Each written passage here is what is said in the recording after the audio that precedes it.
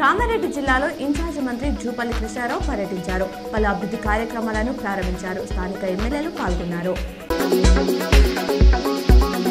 నిజాం సాగర్ ప్రాజెక్టును రాష్ట్ర పర్యాటక మంత్రి జూపల్లి కృష్ణారావు స్థానిక జూకల్ ఎమ్మెల్యే లక్ష్మీకాంతారావుతో కలిసి పర్యటించి పరిశీలించారు. పర్యాటక రంగంగా కావాల్సిన సదుపాయాలు కల్పించేందుకు కృషి చేస్తానని చెప్పారు. సాయుధ దళాల పతాక దినోత్సవం సందర్భంగా నగరంలోని జిల్లా collector Rajiv Gandhi Hanumanth flag day సందర్భంగా జెండా ఊపి ర్యాలీని ప్రారంభించారు.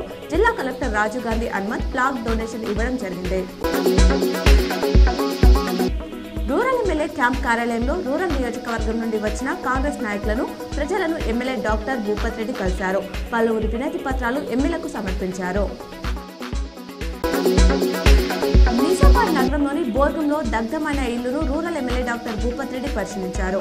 బాధితులకు అండగా ఉంటానని rural MLA doctor Bhupath Reddy భరోసా కల్పించారు. నిజామాబాద్ జిల్లాలో పారదర్శకంగా ఇందిరమ్మ ఇళ్ల సర్వేను నిర్వహించాలని జిల్లా collector Rajiv Gandhi Hanumanth mobile app survey విధానంపై అవగాహన కల్పించారు. ఇందల్వాయి జెడ్పీహెచ్ఎస్ హై స్కూల్లో 10వ తేదీ నుండి సీఎం కప్ పోటీలను నిర్వహిస్తున్నట్లు తహసీల్దార్ వెంకట్రావు వెల్లడించారు.